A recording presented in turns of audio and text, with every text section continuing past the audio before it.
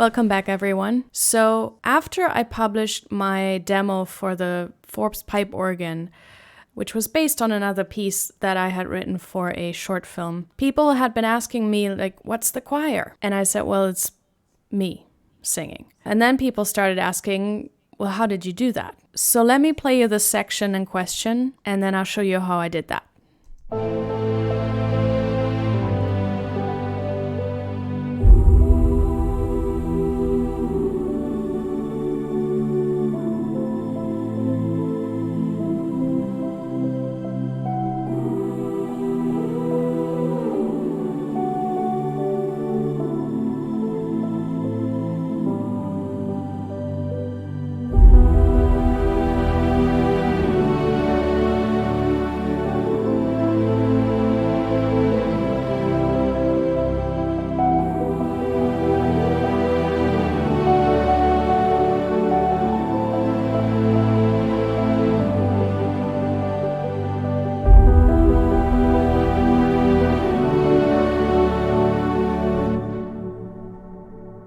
And so forth.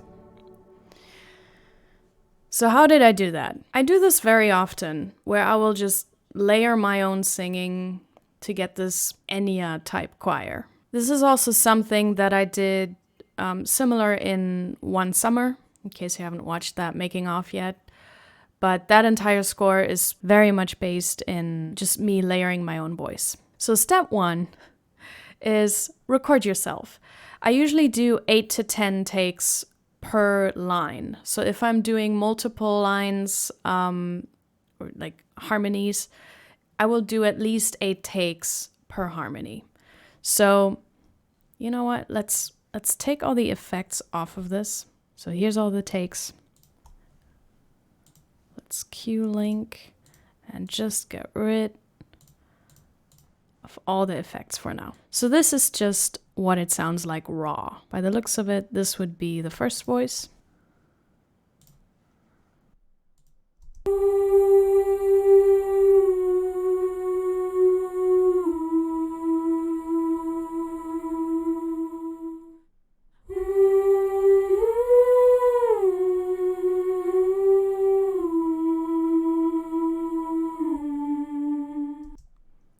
And then this is the second voice added.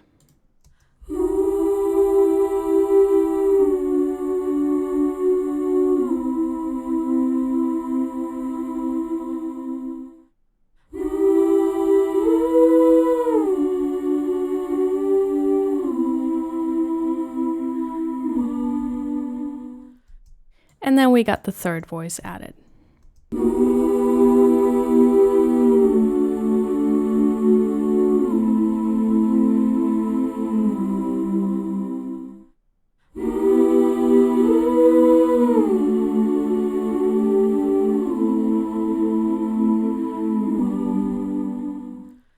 There we go, completely dry. What you're hearing right now is already panned. I basically just pan them across the stereo field. So I will do 8 takes of a line, and then I'll do left, right, left, right, left, right, left, right, but not everything to the same amount. So this is 100%, this is 75, 50, 25, and then the next thing I do the same thing and the same thing again. But you don't have to. There's no hard and fast rule here. You can pan it however you like, but it works the best if you really fan it out across the entire stereo field. Another thing to try and do is sound slightly different every time. So, in the first take, I just use my natural voice. Then maybe I do it on a slightly different syllable in the second take. Then on the third take, maybe I'll sing it very nasally. Then on the fourth take, maybe I'll do a very warm throat sound. The point is, try to sound like a different person every time, because it's still going to be similar, but, make an effort to make it a different performance every time.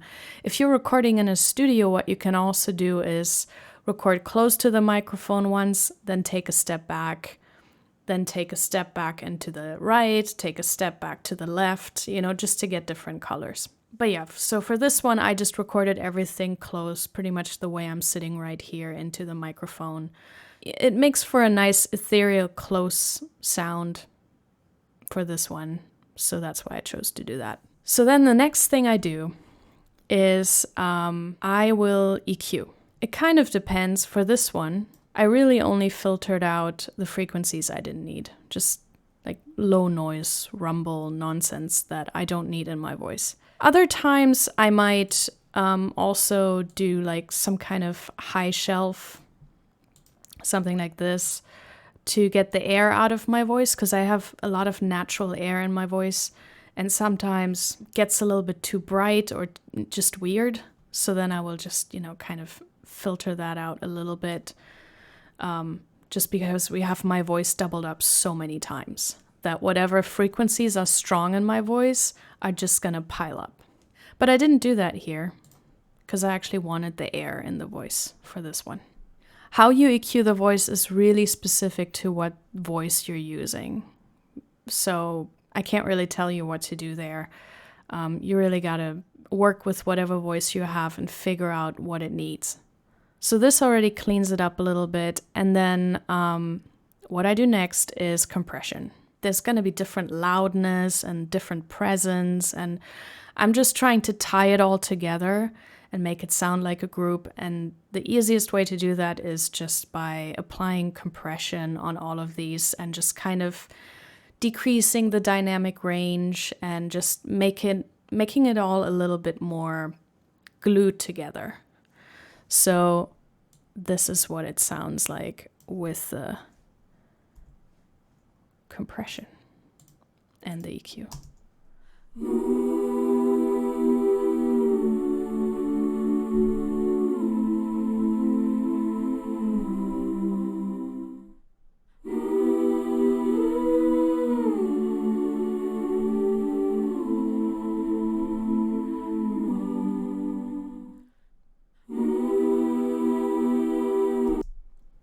So you can see that they're now much more tied together and they're all kind of the same loudness. They're all, there are no weird outliers that pop out somewhere.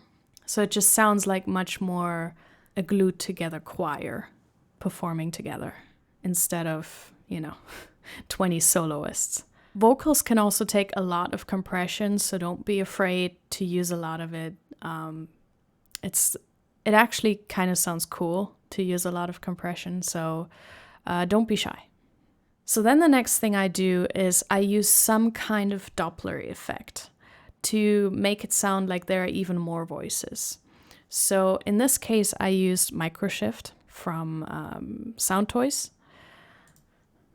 So this is what that sounds like.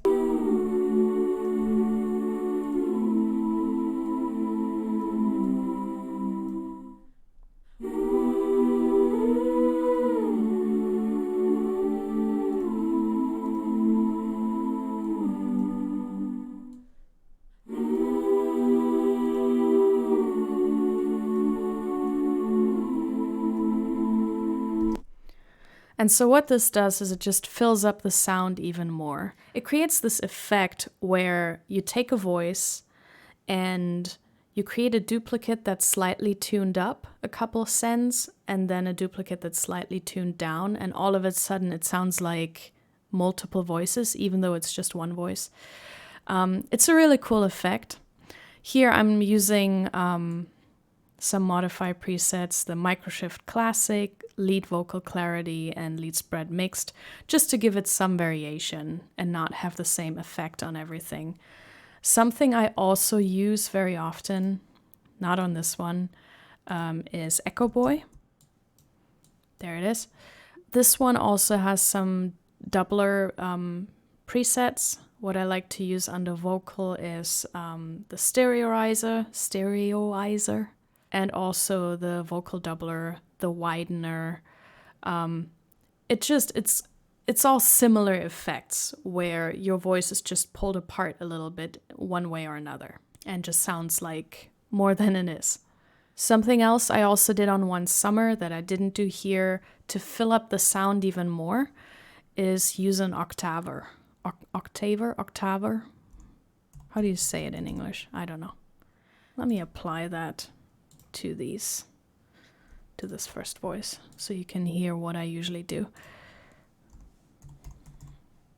So octave 2 I usually do 0, and then direct I do 100, and then octave 1 I usually do like, I don't know, 10%. Let's listen to this.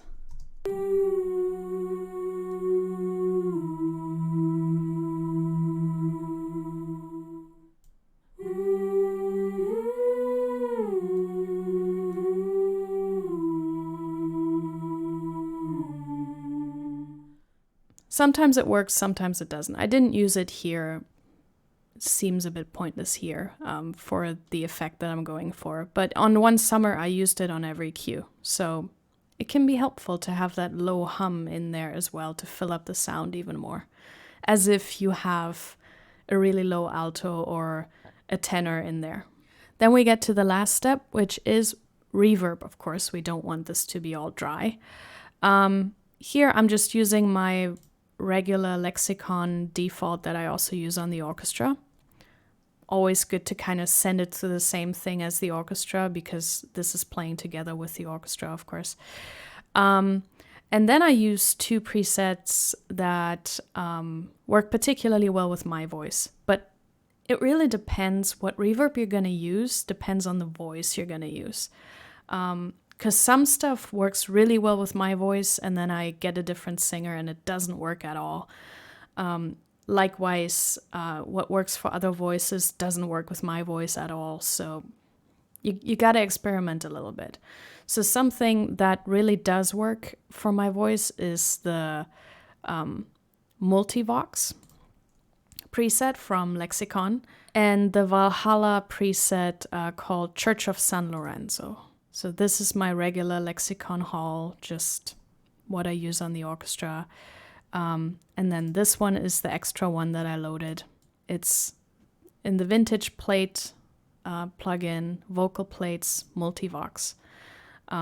This one just works really well. It's almost like it also has a Doppler effect in it or something. I don't know, but it's a really cool, very clean one that works with my voice. And then the other one is the Valhalla preset, Large Chamber, Church of San Lorenzo. It's under Cathedrals right there. And I modify these a little bit. I usually have to dip down the high frequencies because my voice has so much air in it and it just starts to sound shitty real fast. Sometimes I dial back the reverb tail. You know, you gotta experiment a little bit to see what works. Especially since we're having so many frequency pileups. And let's play this back with the reverbs.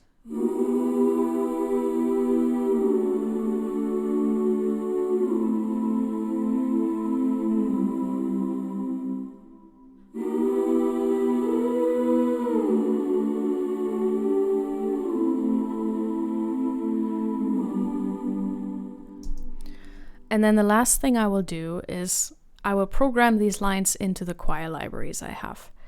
So I programmed this into Voxes. Sounds like this.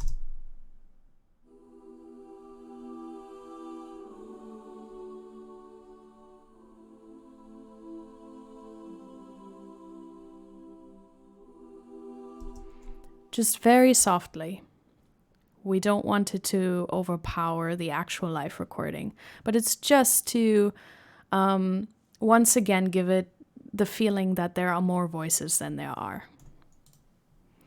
And then this is Venus from Sound Iron, the oo syllable.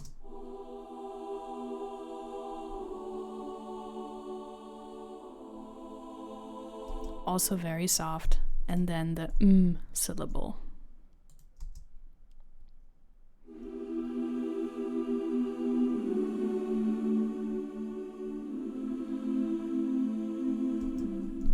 And so then all together sounds like this.